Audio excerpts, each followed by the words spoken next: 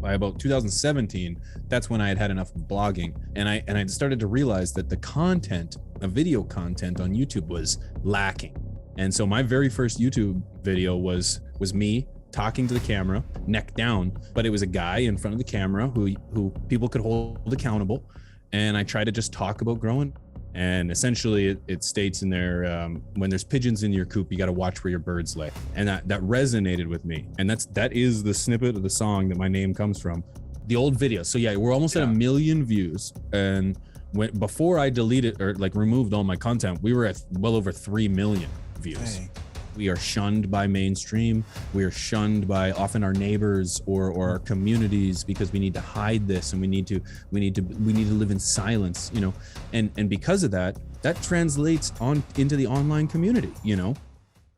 Let's go ahead and get into the origin story of Pigeons420. You're here with Mark Bowell and Pigeons420 on Perfect Gardens TV. Please remember to like, share, and subscribe. Check us out on Instagram and Facebook.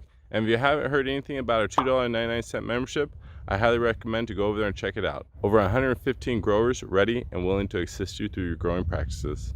Let's go and get into the video, guys. Make sure to hit the join button on the bottom of every video. So Pigeons420, what's your origin story overall? You know, how did you get started in this whole getting connected to the plant? What a great time to have a hoot, eh? It's your time to think. Yeah, right. I used to be a blogger. I used to blog. I used to type everything out, do all my progress via blog, and kind of just hit the evolution. You know, I was blogging for a couple of years before I got into YouTube, and it kind of hit the point where I felt like I exceeded what I was doing in blogging. I had won prizes. I had done like I had got sponsorships. I felt like I had done it all. And when I really thought hard about it, I was like, you know what? The next thing I want to do is I really want to do videos. I wasn't sure it was going to be YouTube at first, but that's kind of where you gravitate to naturally. But I wanted to do videos because when I started this in 2016, 2015, somewhere, when I started blogging was about 2014. By about 2017, that's when I had had enough of blogging. And I started to realize that the content, the video content on YouTube was lacking. For lack of a better word. It was very, very like cell phone-y ish, where you just like everyone would just pull up their phone and boom, you were looking in a tent, the LED or the lines were going across the screen, and you just had a voice that was telling you, yeah, this is White Widow week 8 from Barney's Farms. She's doing really good. Check in. We'll check her out next week. And then that was it. I didn't know what they were using. I didn't know what had happened. I didn't know the environment they were surrounded in. I knew nothing other than this is what this plant looked like at this particular snippet in time. And it was really lacking. So I thought, you know what? I think I can do this, and I think I can do it better. And so my very first YouTube video was me talking to the camera, not face to face, because I didn't quite show my face at the time. It was neck down, but it was a guy in front of the camera who people could hold accountable. And I tried to just talk about growing the plant. And you know, it kind of just took off from there. I remember getting 100 subscribers, man. I still remember it. I was so excited and so happy. So it kind of just took off from there. I feel as if I've had a message to spread, like the true symbol of the pigeon, and I've got a lot of words to spill still when it comes to my journey with this plant and the way it's impacted and affected my life going forward. That's really interesting. I was actually wondering where pigeons came from, and you just mentioned that right there. That's actually quite brilliant, I thought. That's kind of what it's morphed into. The alias of Pigeons comes from I've had the name for well over a decade. It actually comes from like hip hop music. I didn't have really parental role models in my life. And so I really fell back on music, and music raised me, kind of saved me. But it was because of, you know, hip hop music and the culture that it was. It taught me who I was and how to be a man and how to fend for myself and how to survive. And there's a song out there by The Game. He's part of G Unit, and he did a solo track called The Documentary. There's a song on there called Start From Scratch. And essentially it states in there, when there's pigeons in your coop, you got to watch where your birds lay. And that resonated with me. And that is the snippet of the song that my name comes from. And it's kind of just evolved over time that it's taken on the symbolism of a messenger, and pigeons throughout time and history have been used by man to communicate, whether it's been through war, whether it's been through times of need, whether it's just been to communicate, just to establish relationships. The pigeon has been used to strap a message on and fly across countries. And so in many ways, I feel like that kind of symbolizes my message with this plant. And I want to show people that you can be a regular person, regular father, husband, citizen, volunteer. You can use this plant and still be a good person, still live a normal life, despite what everyone else is telling you. It's possible. So that's really where it comes from. And now fast forward, you got your own flock. You got a whole bunch of flockers flocking you. You got many different outlets where they could find you. And it's a great story. Thank you, Dave. It's amazing to think what it's turned into. I never saw this coming. This is not what I was reaching. Like, this is not where I saw myself. I was going I had the intention of law school, so I had an entirely different avenue of life. So yeah, it's morphed into something bigger than me. And I'm very fortunate to have such a community surrounded by me. So yeah, I'm blessed for sure. That community helps. It's like having a bunch of motivational friends behind you, and it's what helps you keep going. You're 100% right. You're 100% right. I wouldn't be where I am today if it wasn't for the people watching me that continue to push me to move forward, to persevere, because we know what it's like making this kind of content on YouTube. It's not easy. It's some of the most suppressed content that, in my opinion, that is on the platform. So it's not easy. It's not easy. It's a push. And if it wasn't for my flock, my community to hold me up and to tell me, push through, I wouldn't have. So, you've been a part of the whole YouTube algorithm getting shut down. Your current channel, you're almost at 1,982,000. You've recently have started uploading the chest no face videos, going back old school. How many views do you think you would have if those old channels weren't deleted and you were still the old videos? So yeah, we're almost at 1 million views. And before I deleted or removed all my content, we were at well over 3 million views. Dang. Yeah. Oh yeah, easily. And we were there was a point in time which we were going up 200 subscribers a day. And now I'm lucky if I go up 3. They make it hard, but you have you have your Discord now. If you guys haven't checked them out over at Twitch, twitch.tv, that's Pigeons420. Excellent content over there. It also shows though, too, and I'd like to get your opinion around this, is how many people, obviously the amount of people on YouTube doesn't represent how many people partake in this plant. Although it does potentially show that we have a decent amount of saturation of the people that are on YouTube, that use this plant. And it's not a large community. It's actually really, really small. And it's kind of about trying to figure out ways to get outside of the community and keep growing it, because there is so much potential in this plant. But like you said, there's so much taboo even around it that the potential isn't looked at very much. And I find that very, what's your opinion around that? Well, I've been doing this for a minute now on YouTube, and it's 5-6 years on YouTube is 25 years in real life. You know what I mean? Because it's you got to be able to keep up and make changes and sustain to survive. This atmosphere swallows people, and I'm not joking. I am not let joking. alone the mentality.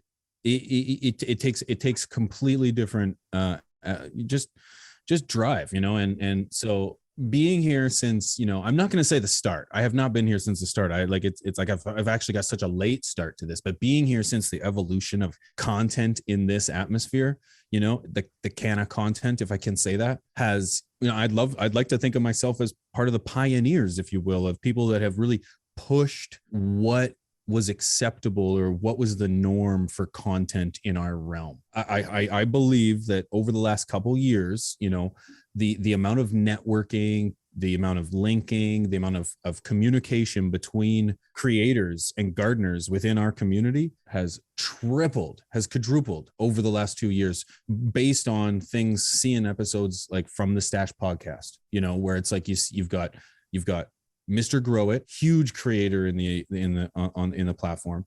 You've got Rob from CLTV, another massive influencer in the creator, and then you've got that third loudmouth guy that's really good at like saying controversial things to make the other two look bad. So that's an incredible trifecta right there. So when those three guys got together, I really feel like that was the first moment that, although the content was continuously evolving and becoming what it is now and what it's going to be, this was the moment where you start to see, creators like this atmosphere that's happening right now. 2 years ago, 3 years ago, wasn't happening. The only place you would find this was places like the Grow Tube, Doggo the Hut. I'm not grown. Those boys would hash it out amongst the round table. That's one of the OG shows that we have. You can literally count on one hand how many shows we have that have gone out of their way or to bring people together. You can really you can't even fill that 5 fingers. So, that's what our community's been missing over the last few years, is that, we've often, through no fault of our own, had to operate in the shadows of life because of our desired or our passion for this plant. We are shunned by mainstream. We are shunned by often our neighbors or our communities because we need to hide this, and we need to live in silence, and because of that translates on into the online community, naturally. And I'm guilty of this. For the first 3, 4, 5 years of my career, I didn't talk to anyone. I didn't reach out to anyone. I didn't communicate with any creators. I did nothing. I was in that vacuum of solitude that so many creators grow up in. And so, being a part of From the Stash was legendary. And I love seeing what I'm seeing now with the amount of people that are talking to each other, the networking that's happening, the communications that are happening. It's not just conventions anymore where you have to fly to Las Vegas to go participate in this CanaCon or, BizCon. You can do it from the comfort of your own home, talking to some incredible people.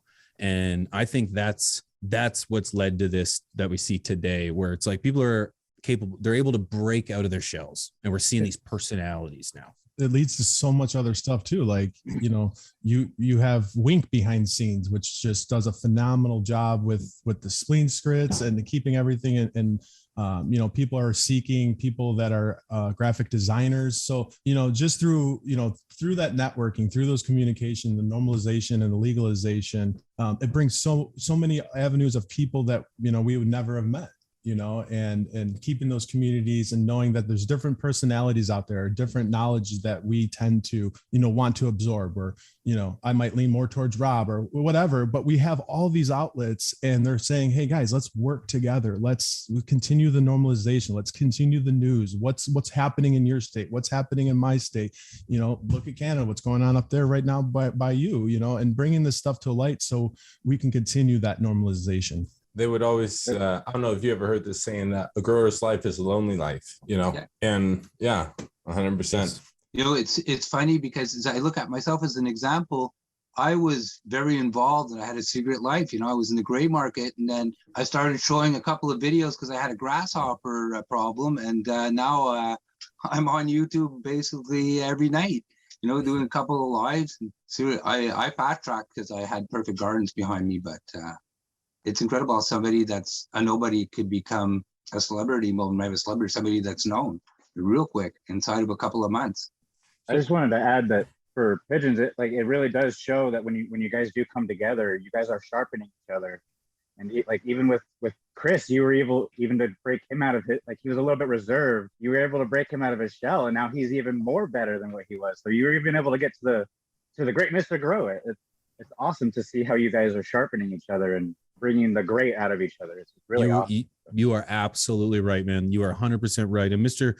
Chris is just one, like he's the most visual or visible one that's changed, and you are 100% right, man. I remember him telling us before we got started that he didn't think he was going to be able to keep up. He didn't think he would have an opportunity to speak, because it's like, I have a tendency, Rob and I, we have a tendency of speaking, and boy, you are so right. He has cracked out of his shell, and you're right. Mr. Grow It is at his pinnacle right now. He's got to do the jazzercise now.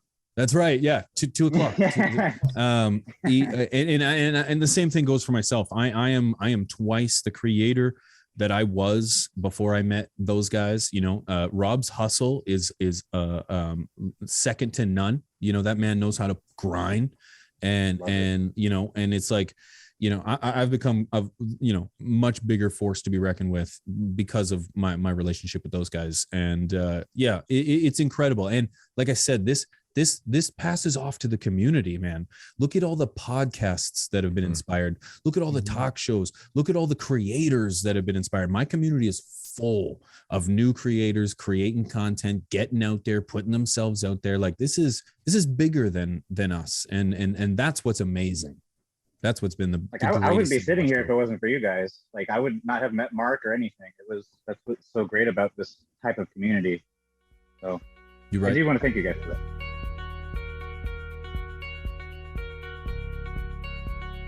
We're going to be getting started in a new grow series, and I'm very excited to get this one started. Not only are we going to be popping some awesome new genetics, but we're also going to be kicking off the series using the Mars Hydro FCE 6500 bar style light with manual dimmer switch.